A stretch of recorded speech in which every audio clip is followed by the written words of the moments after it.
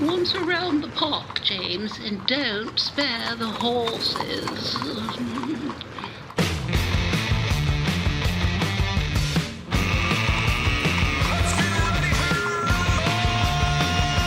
It's showtime. Well, indeed it is. It is showtime. We're back at it again. And, normal week, this would be my big day I'm looking forward to because it's my On the Ledge day. And it's also the day I take out the garbage. So big outing for me, getting to the curb. It's all that kind of stuff. It's a bit of both. Which one are we? It's just, Exactly. you're right up there, Tim. You're right up there. All right. Breaking into the programming already. Tim Hudak is here he is a partner at Council Public Affairs. Keith Leslie joining us, longtime observer and veteran reporter at Queen's Park. You see and hear him on CHTV. John Wright is our resident pollster, and we're happy to welcome in former Mayor of Toronto, John Tory. So it's just, John, good of you to join us. And, it just interesting to get your perspective and, sort of lead on some of this stuff just from two perspectives. First, as a former leader of the PC party, but sitting in the mayor's chair, the way, the time you'd spent there at City Hall. So let's start there because, so much of what we're talking about, it's funny to me. The first election that Mr. Ford ended up in the Premier's office was all about municipalities. No sooner was he in the office than he was slashing your council in half. Now he wants to run on what's happening south of the border with Mr. Trump. So he's first of all was focused on municipalities. Now he's focused on what's going on in Washington. At any point, do you think he'll run on what's going on in Ontario? Well, you focus on what you have to focus on to win. I mean, to be honest, I don't want to be cynical about this, but I thought how he launched himself yesterday was picture perfect in terms of what he's trying to do. Let's remember, not more than a couple of months ago, the enemy was Justin Trudeau, and he suddenly disappeared. But then, lo and behold, a new enemy appeared on the horizon, which was Donald Trump with these tariffs. And I think the only danger that's faced by Mr. Ford now, I mean, there's many dangers in election campaigns, as we all know, is that, the tariff thing might dissipate. I mean, even this morning, they're talking about the fact that maybe they won't come after all if we fix up the border. So, again, maybe provincial issues will come. Bonnie Crombie's giving it an honest try by talking about healthcare, and that, she's got to hope that might succeed in getting him to talk about that, because for him, the discipline is not to talk about that any more than absolutely necessary, if at all. Yeah, so it's interesting. I think John Wright, you and I, we were on the sort of launch this thing earlier in the week, and that's what the episode really came down to, was trying to frame that the ballot question. Really, is it fighting against Trump or is it fighting against Ford? So the extent to which that's the case, it was interesting to watch how the leaders positioned their campaigns yesterday in the official launch. To protect Ontario and Canada, we need a strong leadership that is prepared to do whatever lies ahead, despite the chaos we now see in Ottawa. Is he the guy for the job? No. Doug Ford standing up to Trump? No. Yeah, I say hell no. You can't slap a label on a hat and pretend you're a leader. Real leaders fix healthcare. Real leaders work, and they are on the job, not gallivanting around the province calling unnecessary elections. I think it's Doug Ford's record of failure. His failure to fix the housing crisis. His failure to fix healthcare. His failure in the fact that students are learning in overcrowded classrooms. So John Wright, I think to John Tory's point, the Premier, we should be calling him the Conservative leader at this stage now that we're in the writ, but Doug Ford. He's still the Premier, Dave. I get it, but the arguments are endless, and you know this, John. But when we look at the backdrop there, the flags are terrific. There's lots of construction vests and hard hats. All of that plays well into it. And again, the Ambassador Bridge in the background. I think the Premier was handed two gifts yesterday. One was from the nominee, the Secretary of the Commerce, Howard Lutnick. And that's where he came out and said, look, if we can do a deal on the border and the fentanyl stuff, Canada, we won't have to do, the first round of tariffs. But he did say, we'll get to the big stuff come April 1st, after we've had a review of everything else that needs to be done. So you would have been an interesting situation for the campaign if the Commerce Secretary, nominated Commerce Secretary, had said basically, okay, we'll be done on February the 1st, and then where's your campaign? So it actually will have some life beyond that date of February the 1st. The second thing is that I said on the first day that to judge how the leaders are doing in the campaign, we really will have to look at not only the launch, but give it some time on the road. And I have to say the second gift was actually the launch of the Liberal campaign. Between the slogan "More for You" and how it was launched in the wind, and yes, it was outside of the healthcare, but with no one standing in the background, outside with the announcement blowing in the wind, and Bonnie Crombie holding on to this hat, I was shocked at how amateurish the whole thing was versus Merritt Stiles, where I thought it was a good launch, solid, good information, good style, good background. And Mike Schreiner, the way he always is kind of, he is the voice of the party. So I thought there were, three really good launches, especially with the Premier carrying the standard for Ontarians against Mr. Trump, and now having an extended version of that. But I gotta say that I'll still wait and see how this unfolds for the Liberals. But if the slogan and the launch are anything, then it's got to be where they're not going to get a lot of traction. Tim, I always think that, and you will know this as well as anybody when you're out there campaigning, et cetera, props can work for you, but in some cases it becomes the focus and almost a meme. And I think Bonnie Crombie, the message is right. I mean, if you're going to go down the healthcare road, for sure, that's the drum to bang. But the cap became the distraction yesterday. Usually the role is stay away from funny hats, right? And now you see hats playing a prominent role.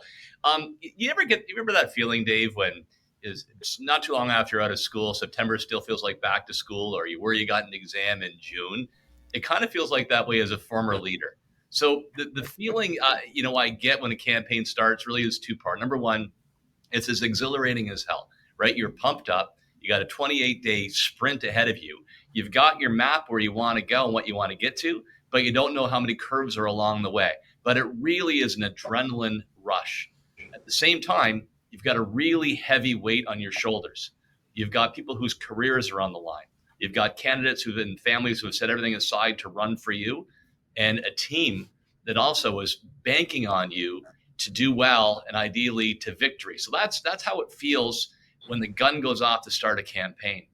Quick observations as somebody who's been on the ice after we watched the puck drop yesterday. I agree with my colleagues. I think Doug Ford had a sensational launch, great backdrop, right on theme. Although I did find J.D. Vance standing behind him a little bit distracting. Doesn't David look like Vance with a hat on, Detroit in the background? I think that the Liberals and the NDP did not look as prepared as I thought. They did not look professional. Appreciate what John said. I won't repeat on Bonnie Crombie, but on Merritt, I think here's a mistake she made.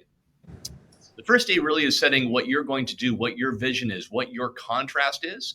By spending your time attacking Ford and also attacking Crombie, I think that's a miss on the kind of message you want to set out right from the start.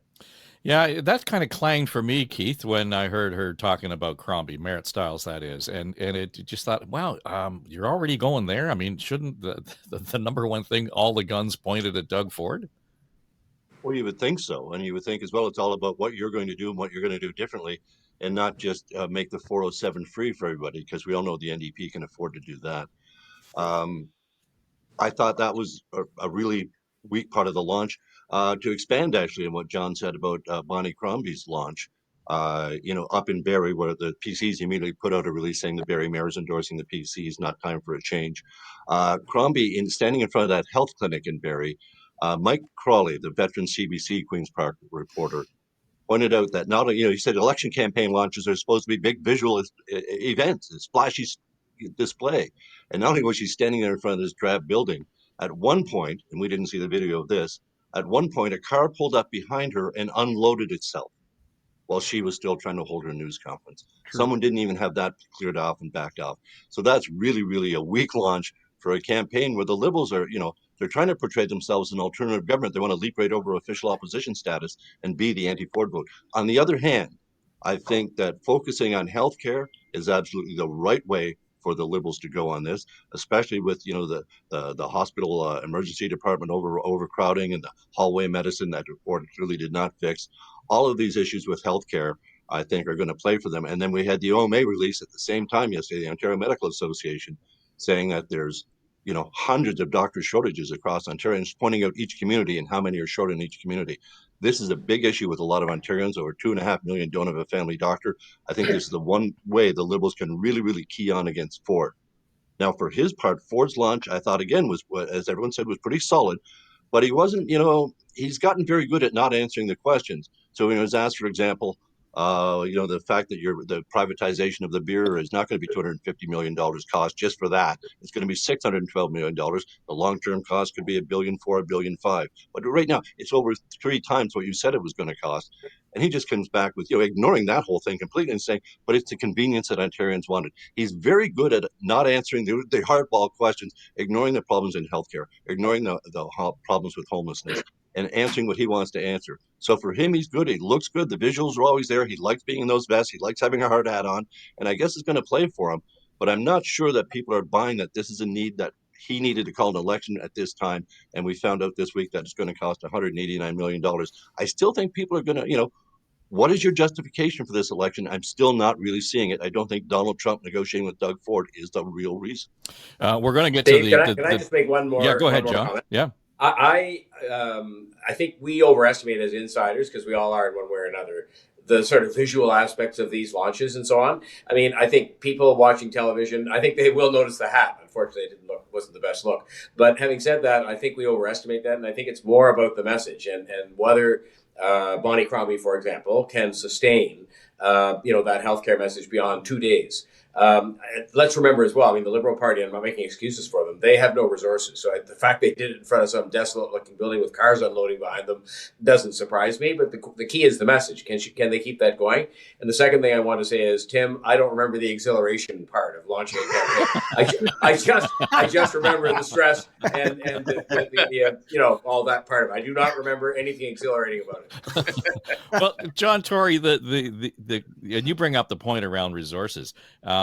And I think that's at the heart of what I'm seeing vis-a-vis the Liberals, certainly coming out of the gate, appearing to be unprepared. That seems to be the narrative here. Why are the NDP appearing to be so as unprepared? I mean, I think it's a different level of unpreparedness, but they've had runway. They've had the opportunity to be the official opposition since 2018. They don't seem to be any better off. And in fact, if you look at polling numbers, they aren't. They're sliding behind the Liberals again. There's no excuse for it, to be frank, because they've had not only, let's be honest about this, they've had huge resources at the legislature as the official opposition to help them prepare policy and whatnot.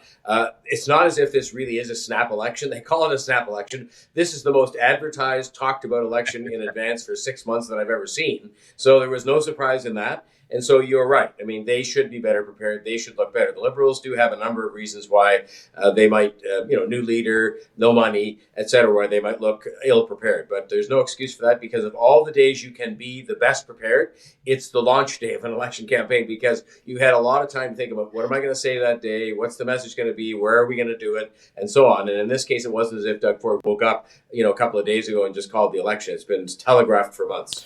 And in the middle of all of that, Keith, we hear, the riding association that once, was affiliated with Sarah Jama's campaign. She's now running as an independent, former NDP caucus member. They're calling for a leadership review in the middle of a campaign. And I know it's a silly thing, and I know it won't go anywhere, but all it does is it feeds into this idea that even internally, the NDP are, pointing the guns within. Well, they always seem to have managed to do that at some point in the campaign or not. This is, remember the last campaign, the NDP outsiders, they're sort of deep soul thinkers that put out a statement that undermined the entire campaign for them.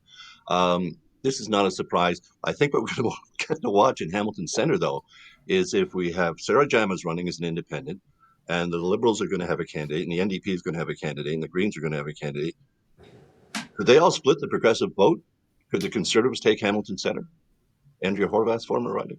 The NDP, from what I hear, and I was happened to drop into Queen's Park on Monday and was talking with many reporters there. And one thing I seem to hear from virtually every office was a complaint about the NDP communications, that it takes hours and hours to get a response. And last Friday, when Ford confirmed that he was going to be, going to the LG on Tuesday and calling the election on Wednesday, took them like 3-4 hours to put out a statement. They couldn't get the leader out in front of a camera. I mean, the NDP appears to have a serious communications issue. And if the Queen's Park Press Gallery is feeling that, how is the rest of the country going to get there, or the rest of the province going to get their messaging? They really need to focus. Apparently, they've got some issues right there. And this is not the time to be having communications problems when you're in the middle of an election, as John Tory says. That really wasn't a snap election. I mean, that's part of the reason the pollsters have been able to figure in this early call, because since the beginning of January, it's been pretty much him saying every week, this is coming, I need to do this, I need to do this, I need to do this. So we knew it was coming, and they need to beef up their game, the NDP in particular, but they've been the official opposition, and they look, they're trailing well below 20 points. I think provincially and federally, the NDP's got some serious problems. Can I give my conspiracy theory on that? Yeah, please. Dave? I do believe, we'll see if it's borne out in the campaign, the NDP is suffering from a severe identity crisis. And that means, to Keith's point, it's harder to communicate if you don't know what you're all about. And the NDP is competitive really in two areas. The one area is downtown Toronto, maybe a little bit of Ottawa. And the politics there is more focused around the identity politics, a bit of academia, the woke culture. And that is anathema to Northern Ontario and Southwestern Ontario, Niagara, where they're traditionally competitive, which is my grandfather's New Democratic Party, right? About the little guy, blue collar, manufacturing jobs, a bit of fight in the Tommy Douglas style. And I think they're conflicted. And as a result, this cancer, Sarah Jama, this anti-Semitic individual who staked her entire career on being anti-Jew is causing a problem. That tumor should have been excised some time ago. So my theory, I think they're actually conflicted between those two warring camps of the New Democrats, and it's hobbling their campaign. Okay, Tim, let me just ask you then, and we'll get to you, John, in a second. But based on that, everybody's sort of focusing on the need for the Liberals to present well, because this could be an extinction event if they don't. At what level does the stability of the New Democrats, and I think federally and provincially, become a concern for people within those parties? A weakness in New Democrats tends to be that they'll be tolerant of the other view. But, as John Tory and I know from being leaders, the campaign is no time for tolerance of other views. You've got to be a team. You've got to look. If you can't run your campaign, you can't run, the province. So this really comes down to the leader and the core people around them. You pick a path. You knew a date was coming sometime, at high likelihood in the winter or early spring, and you choose which of those paths you're going to go down, or find some way to reconcile them within platform. But I am worried. I like Marcel. I think she's a great communicator. She's on my radio show. I'd like to see her be successful, but I worry she didn't make that call on which path they're going to go down. John Wright? Well, let me suggest a couple of things on that. I was a bit taken aback by the 407 launch, the policy on that, because I didn't quite know where that was coming from. But if I step back from this, I see a couple of things going on. Number one, I think what the NDP are trying to do is play a game of curling against the Liberals, where they're knocking out the rock. I mean, they didn't know what the Liberal campaign would look like. And as a result of that, I think they've thrown the stone at them because they want to own that left side of the spectrum, so that they can, be the choice between Doug Ford and their own party, and knock the Liberals out of the way. I think the second thing is, the 407, as I said, struck me strange at the beginning, but then it struck me that, it's an urban campaign. I mean, they really don't, except for a few dots in the Ontario province, they're really focused on Toronto and Hamilton and Oshawa, that kind of area. And it's almost like that's the urban barrier to the rest of the province, where they're going to be focused downtown. And and then they kind of go, well, Olivia Chow's got her troops down there as well, and there's a coalition of interests. So I just thought my first reaction was a bit negative, but then I started to think strategically about this. And I think I'm going to hold my powder dry on this one for a few more days, just to see how the next couple of days roll out in terms of what she's going to attack and where she's going to go. But John Wright, isn't that already baked in? I mean, to be nuanced, to Tim's point, nuanced at this point is a little late in terms of trying to define your path. No, I think it's more of owning the ground. I mean, we just had Stephanie Smythe declare in St. Paul's. I mean, she's a well-known name, having been on CP24. And the Liberals, if given a choice in this riding where Carolyn Bennett was, that is that the case where people suddenly go, okay, I know this person, I'm going to do it. You got to look at the policy of it. Jill Andrews owns this for 2 election campaigns in the end for the NDP. And her leader is actually talking about those things that will affect this area and the surrounding area in terms of traffic and things like that. I just think there's more to this in the strategy, and I'd rather wait another couple of days to see if they start hitting the platform issues, taking it to Ford and taking it to a policy level where I can see some distinction. John Tory, we always talk about the importance of 905. And we understand why, and large, it's rapidly growing, intense, buildings and people moving out to the suburbs because of the cost of living, all those things, and demographically it's changing and so on. It's become a real battleground. But I heard Mike Schreiner talking yesterday about how, and somewhat to John's point, about the Ford focus on back to municipal politics, on what's going on in Toronto all the time, the bike lanes, all of this nonsense, for me anyway, that has no bearing on what's going on in Sault Ste. Marie or Sudbury or Thunder Bay or anywhere else. And so at what point does that begin to, hey, what about me over here? You're paying way too much attention to Toronto, and now you're paying all your attention to Trump, and we still don't know what's on the table there. When do I get involved in that conversation if I'm living in, Renfrew? Well, and that's the trap that John Wright was just referring to in the context of Marit Stiles trying to, protect some of the turf that she owns in places like Toronto and focusing on some of those issues at the expense, I guess you call it, of some other issues.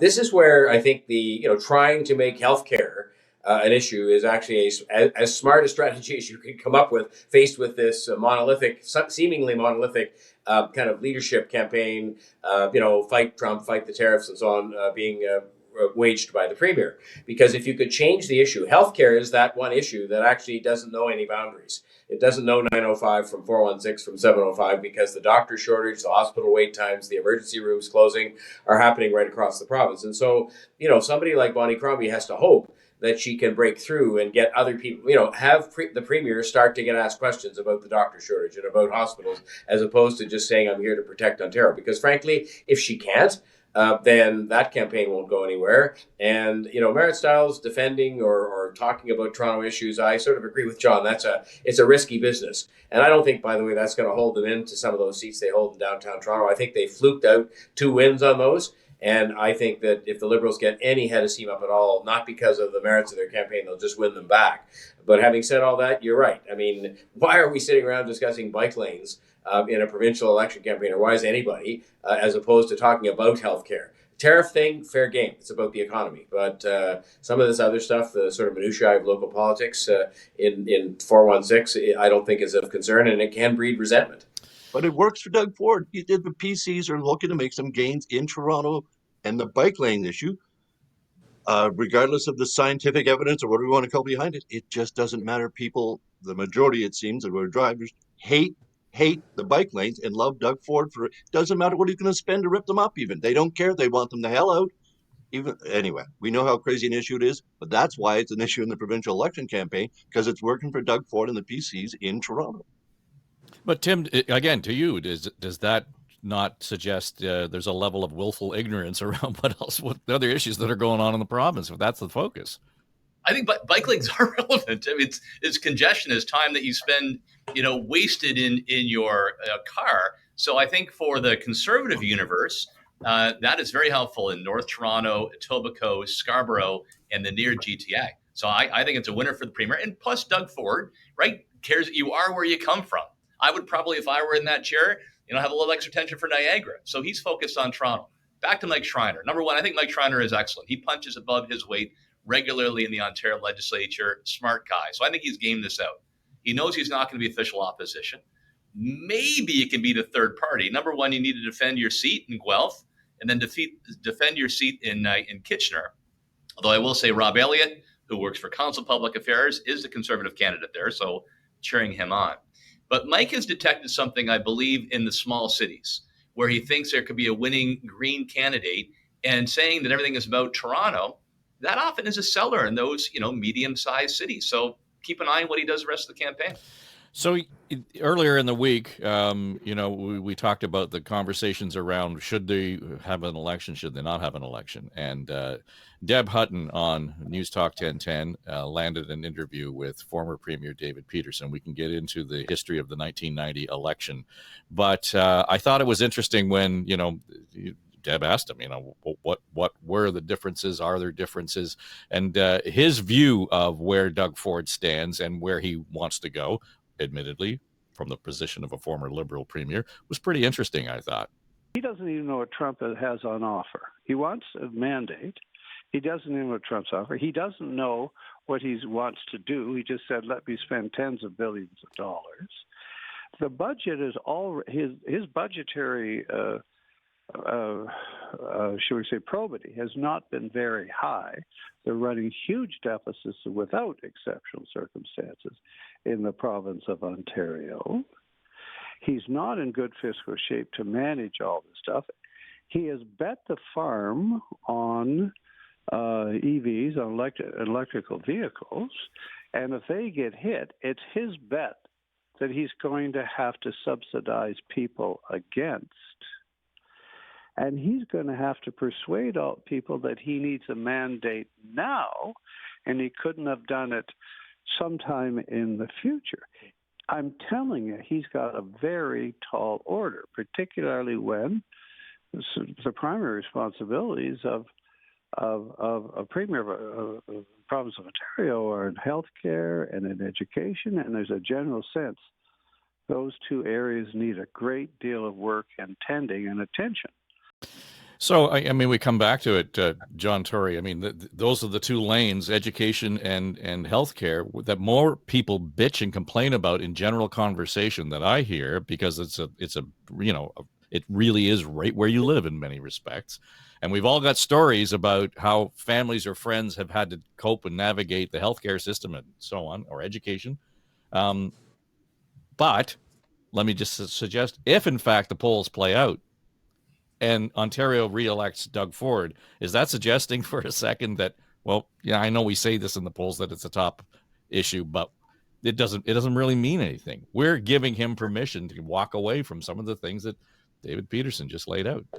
Well, I guess you are, in effect, but what you're really doing is succumbing to a strategy that they've carefully thought out that says we're going to make sure that healthcare and education are not the issues in this election campaign. And that's why the Bonnie Crombie strategy is probably the only one they can adopt to try and make healthcare or education, but she's picked healthcare, which is probably right too, to make it the issue. Because he's saying, no, the issue is entirely different. The issue is the economy and jobs and the tariffs and Donald Trump.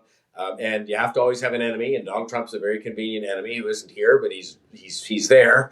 And so, I mean, to me, that's exactly what this is about. I think David Peterson, in analyzing the business about who has control over the budget, yes, of course, that's all true. But we're into an election now. Doug Ford has indicated the lane that he's going to take, which is this lane that says it's about the economy. It's about re-electing a strong leader to deal with the economy. And, there's some merit to the fact that if you're going to spend billions of dollars, which weren't contemplated because of this tariff not being contemplated, that maybe you do need a mandate. So in that sense, I think David Peterson was being a bit partisan.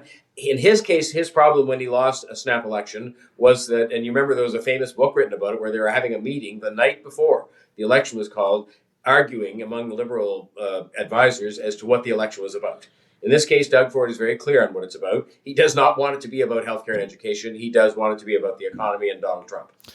John Wright, if it's going to be about the economy, then why is this sort of unwieldy spending it just tolerated? Because when we look at the number of dollars that he's talking about adding to the bottom line of the budget and deficits, et cetera, will be on top of what is already a high spending government. Well, I think when you get into a campaign like this, you frame it at the outset where it's going to go, but campaigns matter and the dynamics matter within it.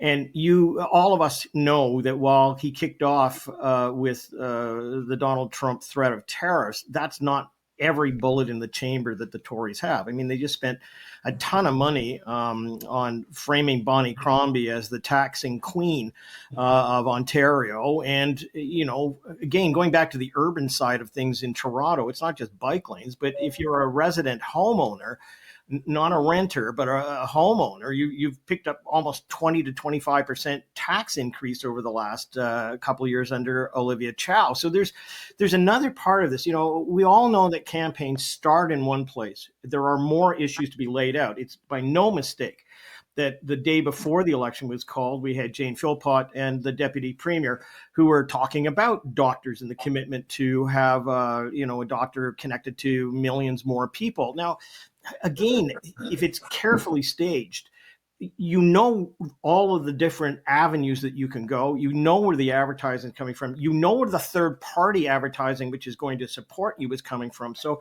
I think he's framed this as a background theme to trigger the election.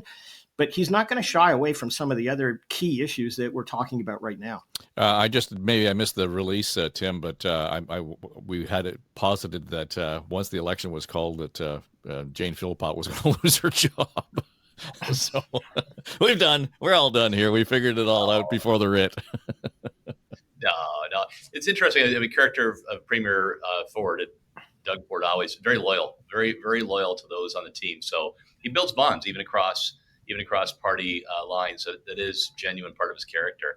Look, I want to go back to the David Peterson question and reinforce what John Tory said there. First of all, I want to say I think it was very fortunate David Peterson for him to land an interview with somebody that likes Deb Hutton. Well, there you go. Yeah, let's get this straight. A big step up for him. But it was insightful, that interview, and I know News Talk will be streaming that. Because there is a difference here. When David Peterson launched that campaign, as John outlined, there wasn't a cover story, right? There wasn't the motive for doing so. So it looked opportunistic. And the lack of a plan played itself out throughout that campaign, where they seemed to be all over the place and then desperate, promising a reduction in the provincial sales tax to try to win votes, right? So as Doug Ford now has the story, and he's going to stick to it. And I do believe that it passes a sniff test enough to say, look, Donald Trump is the single most unpredictable and probably, as a result, consequential president we've dealt with in a long time. We don't know from today until 4 years from now what the heck he's going to post on through social or actually what he's going to do. I need a mandate to match that length of the term. I think that's going to sound plausible to a lot of voters out there, which goes back to the ballot. During these tumultuous times, these times of uncertainty, who do you want to have in the premier's chair to take these things on? That looks like Doug Ford. Can I add to that, Dave, just for a second? Because Tim's right. I remember that campaign because it was the very first poll that I did with a media outlet. It came out the week before and shocked everybody, showing that Bob Rae was going to win the election campaign. And, there were other factors that were different then. We were coming off the Meech Lake Accord discussions, which were very, very divisive, and people were upset about it. There's a kernel in that a lot of people don't remember. And David Peterson had promised to appease Quebec by giving away 2 Senate seats, which did rankle some people. But we were also on the verge of a recession. 1990-91 was the deep trough that actually helped the NDP maybe win the election, but then also helped Bob Rae be eaten alive by his own as they went through that period of time. So the conditions were different. I'd say that Mr. Ford going into this campaign. Well, actually, when I listened to the former premier talk about the deficits and the spending and all this stuff, it reminded me of a former premier not too long ago who ended up with almost the same situation and was reduced to a small crew in the legislature. So I think Mr. Ford has come out with a much stronger position in this, framing it. But I think that over the course of this campaign, as I've said, there are other issues that he's going to land on that are going to have a striking accord with a group of people, mainly in urban centers. It's funny, Dave, the stories you remember. John Wright made reference to that poll in 1990 when David Peterson lost. And I remember when that poll came out, and I think I'd been talking to John at the time and knew a little more about the poll and other polling that was going on. So people were asking me, like with a week to go, what's going to happen in the election? I said, NDP majority government. They look at me like I had three heads. If I'd taken bets, I'd be a rich man today from all the bets I would have won, because nobody thought that was possible. But it's back to your point about campaigns matter, because at the beginning of that election, David Peterson had a massive majority government, and he bet it on this early election with no purpose to it, and he lost big time. And Tim remembers the point well, because we were sitting in the office, and Environics had out that big poll saying 50%. In fact, they had another one out that still supported it, but it was Bob Nixon at the Ottawa Exposition, and he made the drop in the sales tax. And all of us in the office, you could feel the mood shift, and sort of went, the ground just shifted. And in fact, we went to Southern News and said, we need to do a poll. And they said, nah, he's going to get a majority. Angus Reid made the decision on our own ticket to do the poll over the next 3 nights to get what we'd had. So again, you never know when something's going to kind of flip a switch, and I will put it on the drop of that sales tax in Ottawa, which was the beginning of that crack that led to where Bob Rae ended up with the majority. So, Keith, if we're talking about the need, the opposition really talking about the need for a change election, and in many respects that is tied to the length of time a government is in office, and we get tired. There's a fatigue factor. The change here has to be around how they're coping with and managing their message, with the exception of Stiles coming out and targeting Bonnie Crombie. I thought the other three opposition leaders were actually all on the same, singing from the same hymnal here. So is there a possibility at all that the collective voice is actually going to do enough to get the Premier off message? I get him off message on occasion, but I think we all know that it splits the vote just the way he wants it split on the progressive side, and it works very well for him. And I think that's what we're going to see. To John's point about Ford and the Conservatives having more in their quiver, before the campaign officially started, although even though I think it started last Friday, on Monday and Tuesday, Ford, basically every cabinet minister he has, and even some junior ministers, were out making something like $7 billion worth of announcements locally, and getting their own coverage before the election, and announcing things like we're going to build a Grimsby GO station. These are the kind of issues, again, the big project stuff that Doug Ford's going to hammer home. So yes, he's going to stick to, the fighting Trump and the tariffs thing. And he loves playing this Captain Canada role, and it's going to work for him. But he's going to get pushed on the other issues as well. He's going to get pushed on what the government should be doing on provincial issues, and the homelessness, the housing, healthcare in particular. But I think he's going to have answers. He comes right back with all the stats. He's been so well briefed now. He can campaign and just say, well, we're building this many hospitals. We're building long-term care homes. He doesn't talk about actually staffing them, but he's at least building them. And they're addressing the doctor shortage with Jane Philpott. They're actually taking on as much as they can to try and diffuse these issues that the opposition parties are going to raise. But the opposition parties themselves, it's like Peterson said. He made a couple of good points, I thought, in there about not just this government, the PC government, being so adding to the record debt and record deficits, that they did bet on EVs, as did the federal Liberal government. But they did bet a lot of money on EVs and EV batteries. We're going to make the batteries for all the electric. Well, what if it looks like already that Trump has basically just cut that market right out from underneath us? What if those investments are gone? To Peterson's point, Doug Ford is now campaigning on, I need billions and billions of dollars to subsidize you because my bet on these EVs went the wrong way.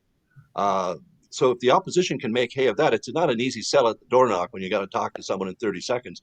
But it's the kind of issue that people can get and can understand, especially when the whole world now has a really good understanding of tariffs. Well, the whole world except for Donald Trump. Well, Tim, the question, though, and Keith brings up a really interesting point, that 30 seconds of connection with somebody.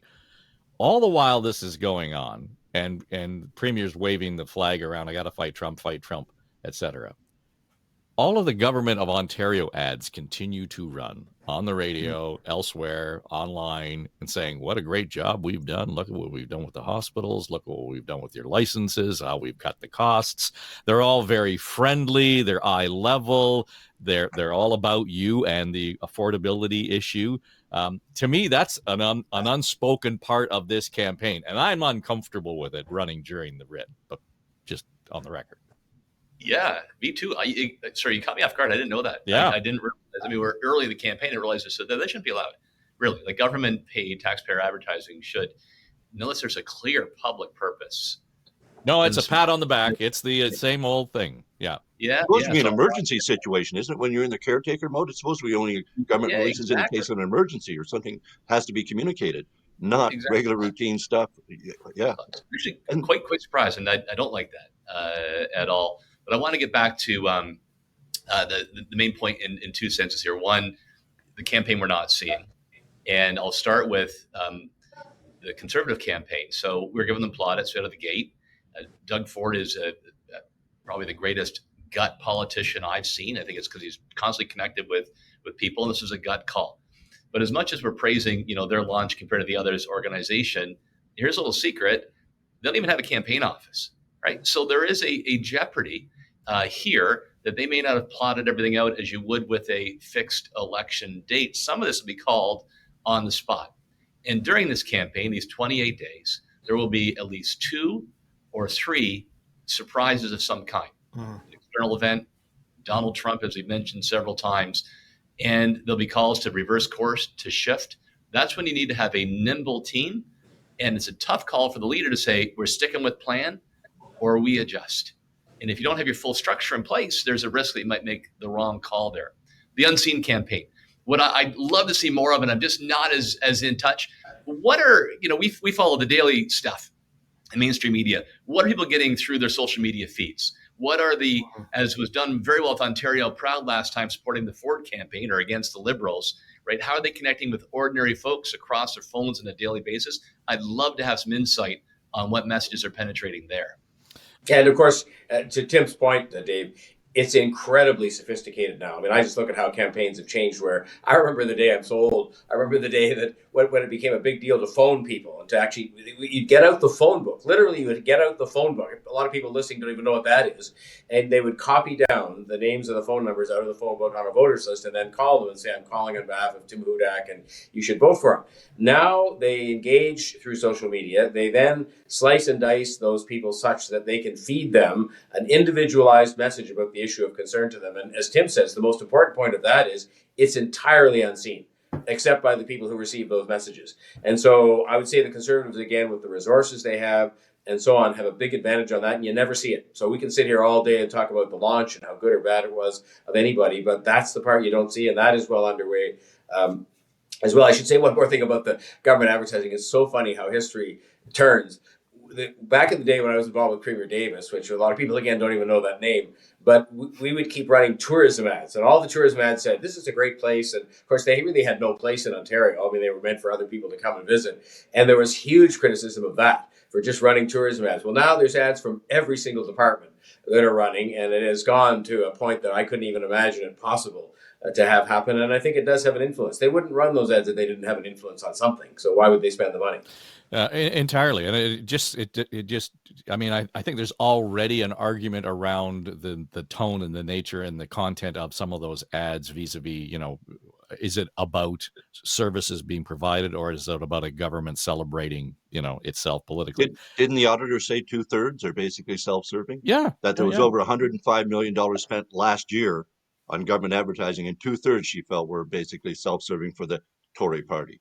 Yeah. So, and the Liberals were the ones who actually, I think, if Keith allowed that to happen in terms of, freeing it up and saying, well, no, we're going to be a little looser. Kathleen Wynne used to complain. Apparently, when the advertising rules were much tighter before she loosened them, complained that a red apple was a Liberal symbol and the advertising couldn't proceed. So that apparently prompted the Liberal. No, I don't know. That's their story that they use for liberalizing the government advertising rules. But Ford, is playing under those rules. So yeah, no, I get it. I'm just saying, I just because one didn't like it or one does like it, it was all a political decision, period. So at the heart of it, that's what concerns me. And back to this idea of personalized, platforms almost. John Wright, you and I remember visiting one of the GR firms here in Toronto. This was might have been, it was pre-pandemic, because we got to visit in person. And there's the level of sophistication in terms of being able to watch the behavior online of people. And that's not to snoop on people, but it's just the stuff we do on Facebook, et cetera, et cetera.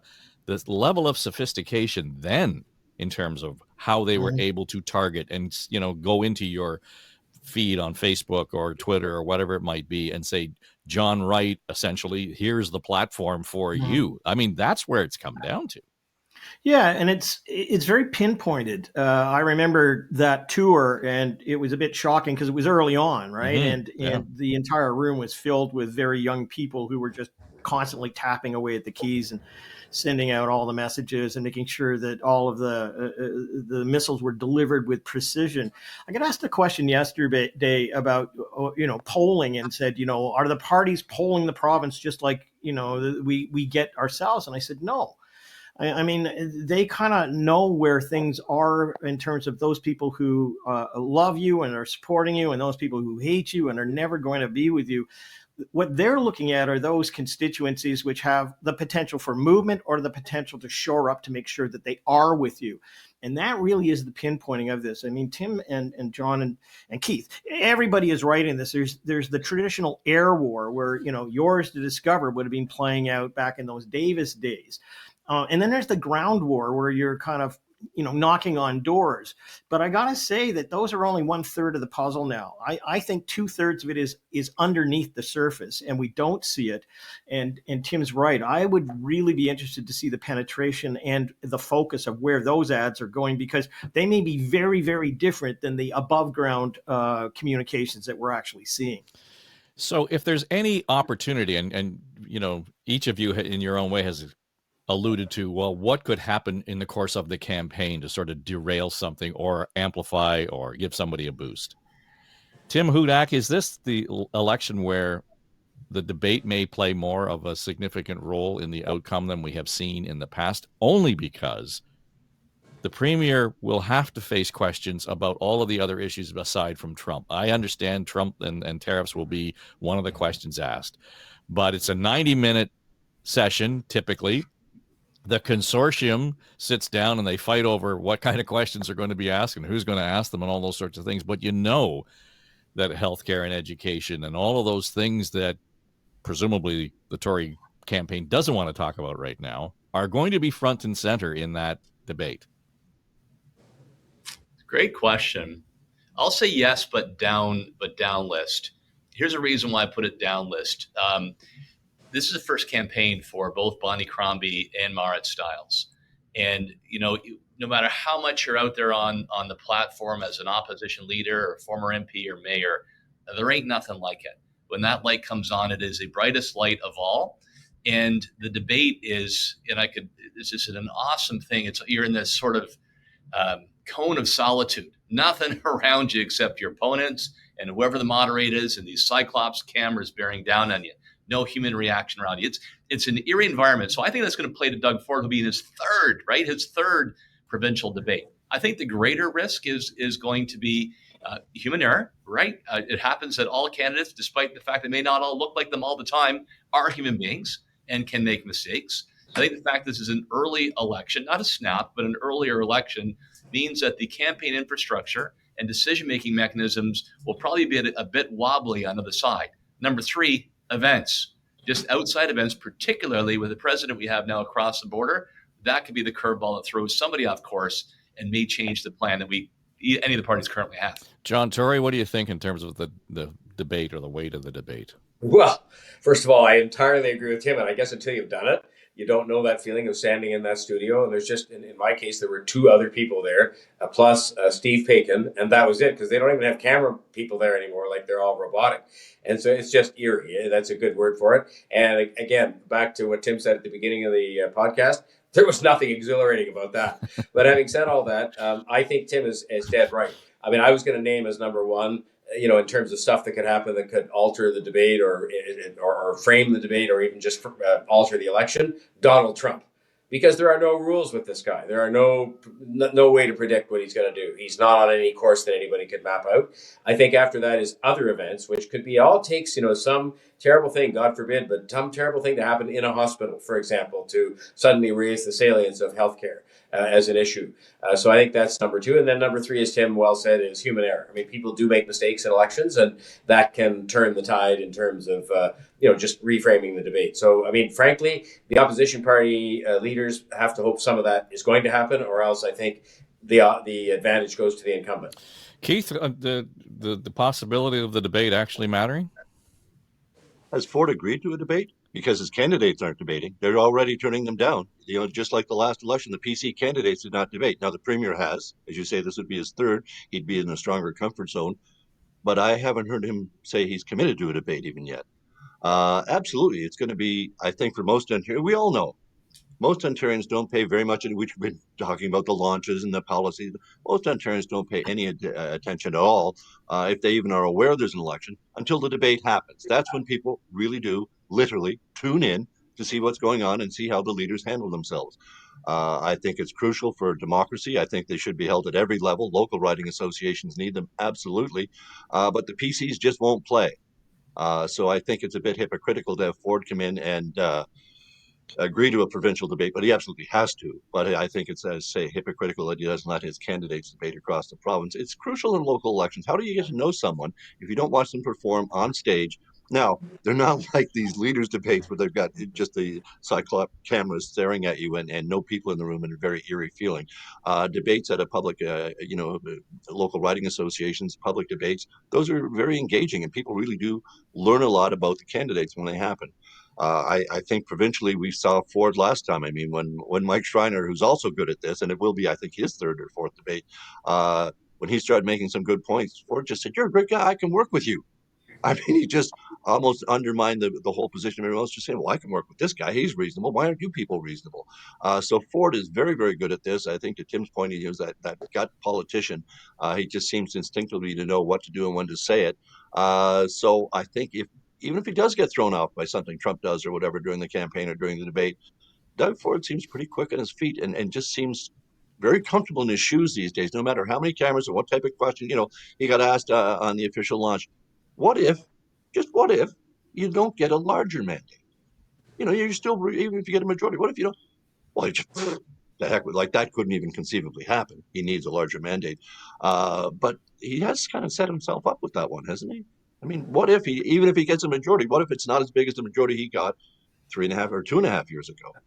Yeah, I don't know, John Wright. Right? We want to parse semantics and the rhetoric of it. I think we might want to do that, but I think back to the point, the Premier is well down the road in being able to sell that.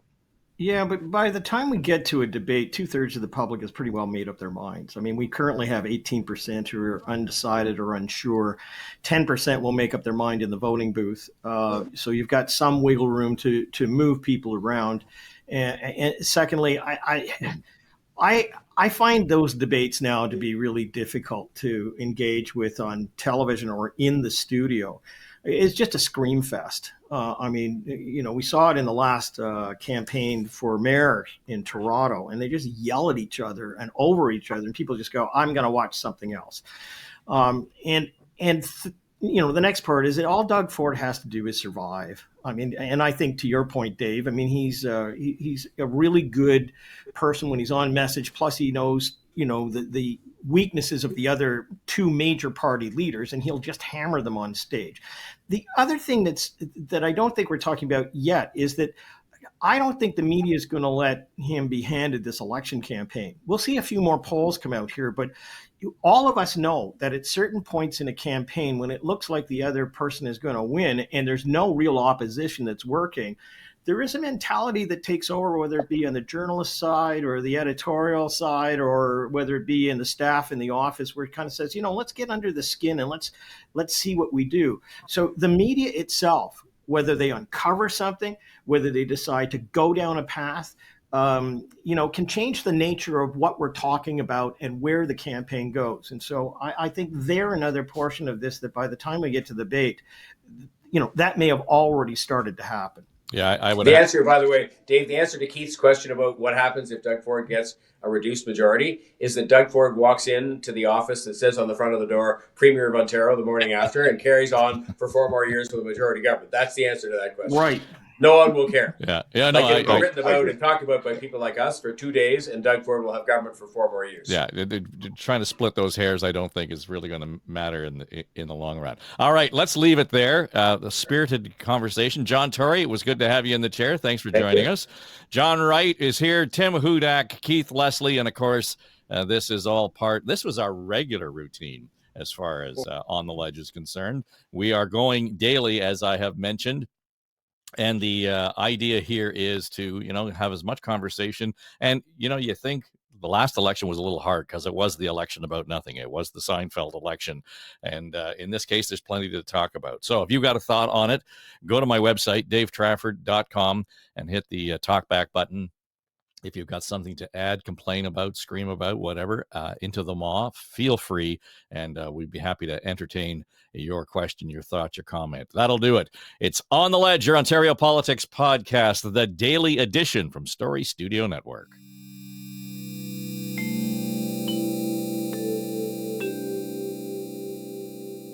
This is SSN. Story Studio Network.